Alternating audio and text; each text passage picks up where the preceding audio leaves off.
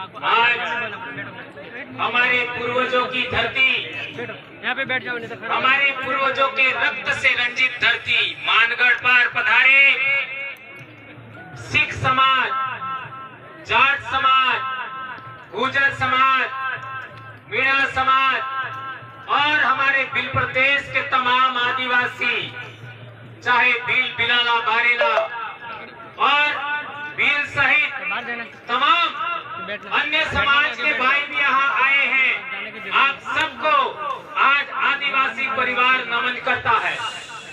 दोस्तों, यहाँ पर जो हमारे प्रशासन के भाई आए हैं, पिछले साल के मुकाबले इस साल उन्होंने भी अच्छी सेवा दिया और हमारा सहयोग समर्थन किया। उसके लिए उनको भी हम तहे दिल से धन्यवाद देते हैं। दोस्तों, हम लोगों ने 2015 से आदिवासी परिवार का गठन इसी मानगढ़ की धरती पर किया था और हम लोगों ने ऐलान किया था कि भारत देश का मूल निवासी, मूल मालिक आदिवासी समाज को हम लोग इस धरती पर इकट्ठा करेंगे और आदिवासियों का राज कायम करेंगे। ये अब दिख रहा है। दोस्तों, हमारे को जितनी जरूरतें हैं उन सभी जरूरतों को हम पूरा करते जा रहे हैं।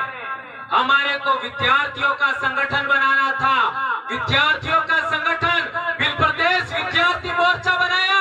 आज पूरे दक्षिणी राजस्थान में भील प्रदेश विद्यार्थी मोर्चा का परचम लहरा रहा है।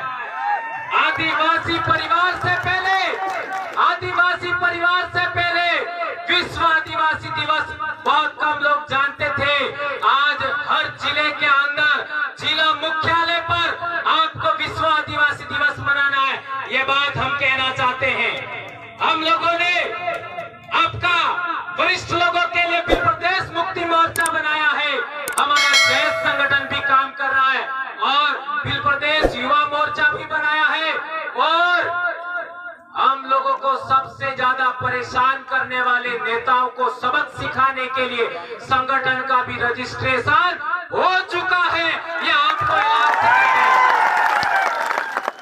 दोस्तों, हम लोगों ने इतने साल से बोला कि आप किसी भी पार्टी में हो, किसी भी संगठन में हो, किसी भी धर्म में हो, आप लोग आदिवासी परिवार की जाजम पर आ जाइए। लेकिन इन लोगों ने क्या किया? सबसे ज्यादा गैर आदिवासियों के निर्देश पर आदिवासी लोगों ने हमारे ऊपर एफआईआर किया, हमको निलंबित किया, हमको एपीओ किया और जिला बदर किया। आज मध्य प्रदेश की हालत देख लीजिए। एक गैर आदिवासी ने आदिवासी पर मूत दिया और हमारे लोगों को पर एफआईआर कर दिया केवल बोलने पर। और जो लोकेश ने जो कार्टून आपका भेजा था वो उसने नहीं बनाया था, वो किसी और ने बनाया था। सोशल मीडिया पर कई लोगों ने डाला था।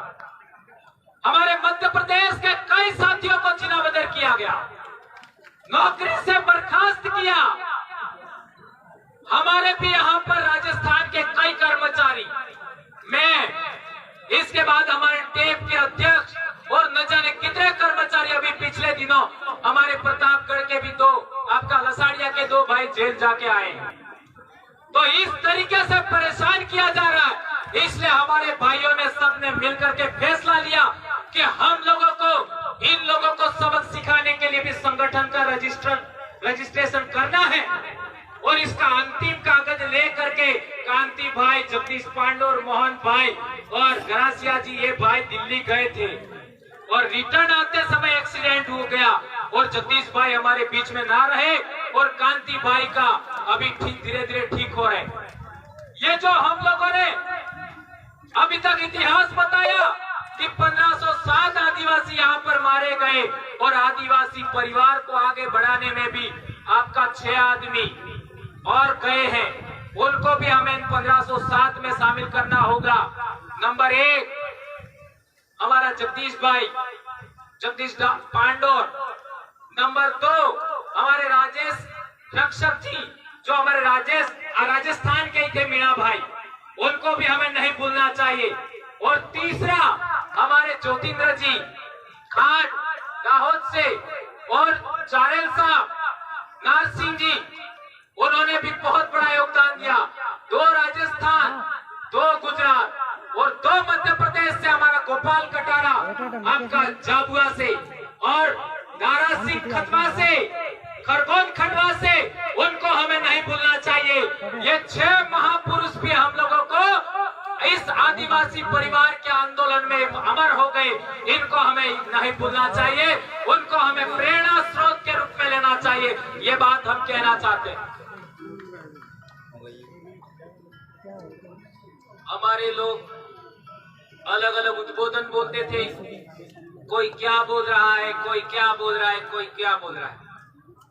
हमने विचार किया कि हम लोगों को एक ऐसा उद्बोधन देना है जो आदिवासी तो बोले ही बोले, लेकिन एससी भी बोले, ओबीसी भी बोले, माइनॉरिटी भी बोले और अन्य समाज के भी लोग बोले।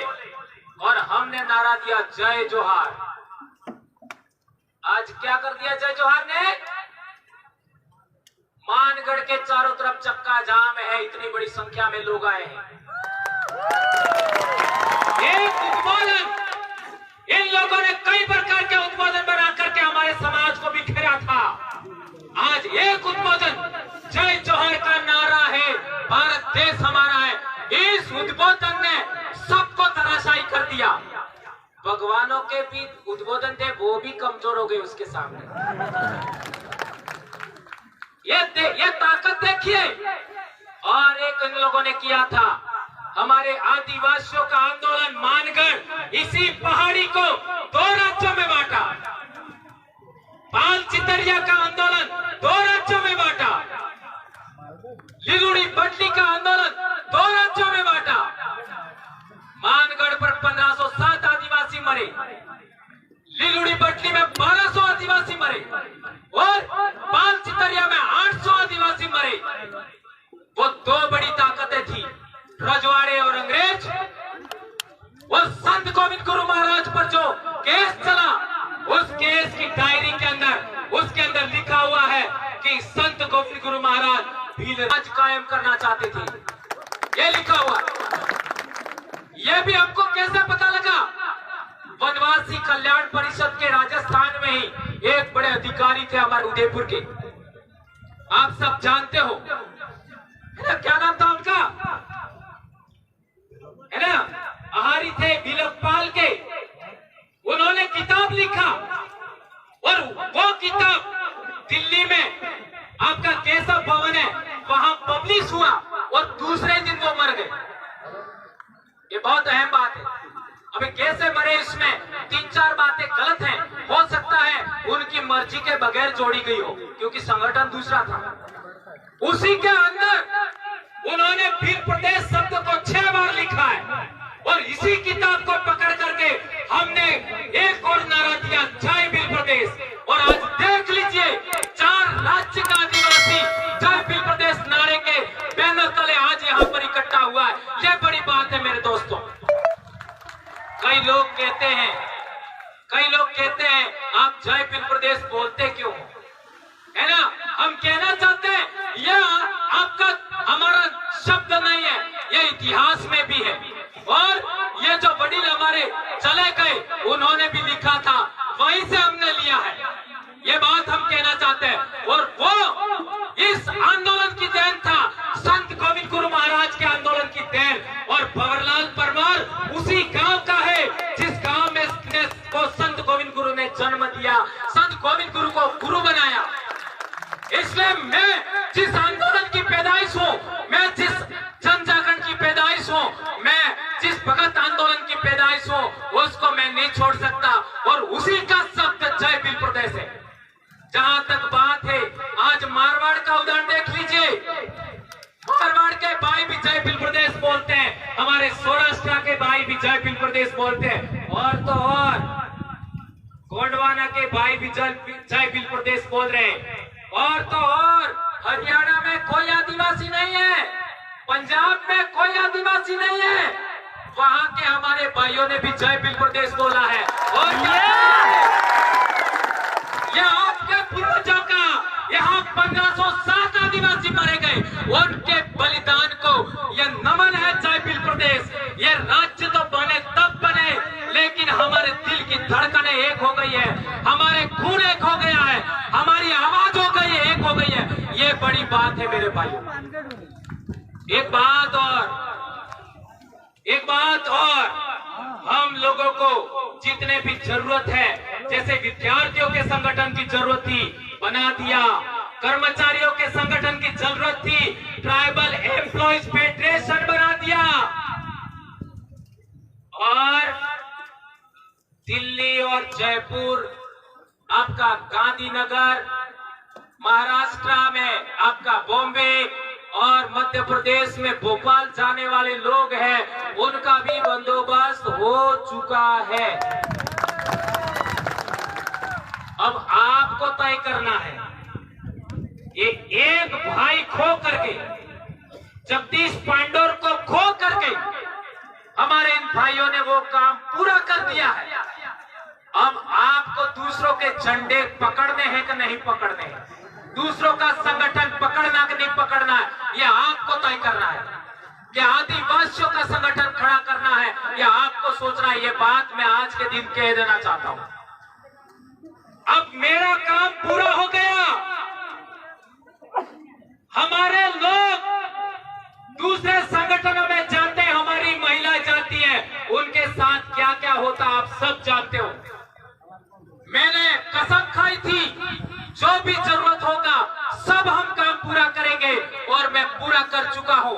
मैंने सोचा था कि मैं जब 50 साल का होऊंगा तब तक पूरा हो जाना चाहिए, और कल मैं 49 साल का होने वाला हूं, यानी 1 साल पहले पूरा हो। ये इन पूर्वजों की देन है। मैं बार बार कहता हूं, मैं जो भी कर रहा हूं या बोल रहा हूं, वो मेरे पूर्वजों की अधूरी इच्छाओं का परिणाम है, और मैं बोलूंगा चाहे कुछ भी हो जाए। मैं बाप की अकेली संतान हूं, बीमार हूं, जो करना है कर लीजिए, नौकरी जाए पहाड़ में कोई चिंता नहीं, लेकिन समाज को हम नहीं छोड़ेंगे। और मैं कभी चुनाव नहीं लड़ूंगा। मेरे को MP MLA से कोई मतलब नहीं है। मेरा कल ही जन्म दिवस है, और कल से मैं शिक्षा के लिए काम करूंगा, स्वास्थ्य के लिए काम करूंगा, इतिहास के लिए काम करूंगा, जन जागरण, आपका हक अधिकार के लिए बात करूंगा, पूरे देश के आदिवासियों को जोड़ने का काम करूंगा। लेकिन अब जो आपको संगठन रजिस्टर्ड करके हमारे भाइयों ने दिया है, उसको अच्छे तरीके से आपको चलाना है। यदि आप नहीं चलाओगे तो आपको मानगढ़ के बलिदानियों की, आपको पाल चितरिया के बलिदानियों की, आपको फूला बालरिया के बलिदानियों की आपको सौगंध है। कसम खाइए हाथ ऊंचा करके। मैं सौगंध दिला रहा हूँ, हाथ खड़ा रखिए, दोनों हाथ।